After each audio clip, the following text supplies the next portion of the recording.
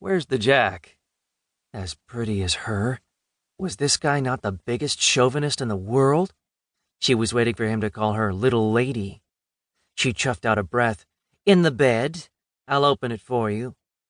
Still keeping herself under control, Amy unlocked the truck bed and raised the cover, lowering the tailgate.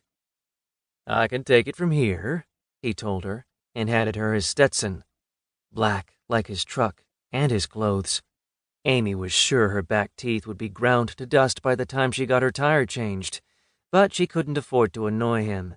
She just stood to the side, holding his hat like some hat rack or bimbo, while he expertly loosened the lug nuts and pulled off the flat. She'd never seen her savior before, so she glanced at the door of his truck to see if it had a ranch logo on it. But the panel was bare. Of course, that meant nothing. She didn't have Stark Ranch on hers either. It was too new.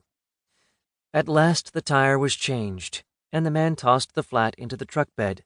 He pulled a handkerchief out of his back pocket, wiped his forehead and his hands, and retrieved his hat. He moved with a relaxed, effortless ease, yet there seemed to be a contradictory fine line of tension running through his body, as if he had to be wary at all times. What on earth was that all about? Thank you. She held out her hand to him. I really appreciate this. His hand nearly swallowed hers, the warmth of it seeping into her system. With great determination, she ignored the tingles that shot up her arm and spread through her body. I've got to get out more. My pleasure, he winked at her. Hope you get to your boss in time. He started to walk away. I'll be sure to tell him what a help you were. She couldn't keep the edge of sarcasm out of her voice. He just waved at her over his shoulder. Wait, she called after him. I didn't even ask your name. Just call me Good Samaritan, he said without turning around. Then he was in his truck. The big engine purred to life and he pulled away. Amy stared after him. She was used to having men hit on her, even in a casual way, unless they happened to be gay.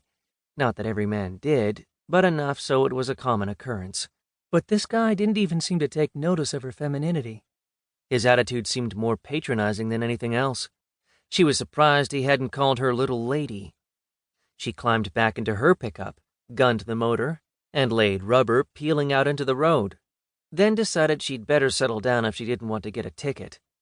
20 minutes later, she pulled into Heiser's auction site, where nearly every ranch in the area shipped their cattle for sale. Buyers came from 3 states to bid on the finest Texas produced. Afterwards, there would be a barbecue with music and a bar and a lot of socializing. Amy planned to leave before then. She wasn't much in the mood for socializing today, especially after the fiasco on the road. The gravel parking area was already jammed, mostly with trucks and SUVs. Amy finally found a spot next to a pickup that looked like a black Leviathan. For a moment, she thought it was the same truck that had stopped to help her, then realized how stupid that was. There were dozens just like it parked here. As she hoofed it to the big barn where the auction was taking place, she could already hear the auctioneer's voice ringing out. The bawling of cattle and the undertone of murmuring voices. She registered at the side door to the barn and received a number to use in bidding. Every auction was run differently.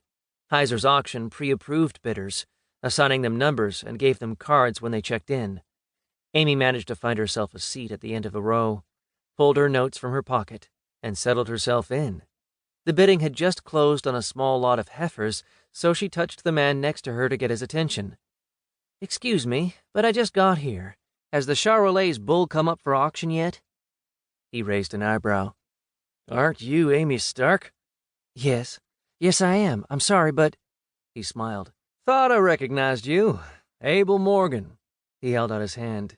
Met you at the last auction, but I'm sure you don't remember. Your brother and I were doing a little business on the side. So, Matt wants to increase his Charolais stock. Yes. She shook his hand. But I had a flat tire and got here late. If I missed it, he'll kill me. Well, you're saved. I think Heiser's saving it for later. It's the showpiece of the auction, you know. I sure do, she grinned. It's all he's talked about lately. Except, of course, for his wedding and his honeymoon. Well, then, you're in luck. Plenty of time. She leaned back in her chair.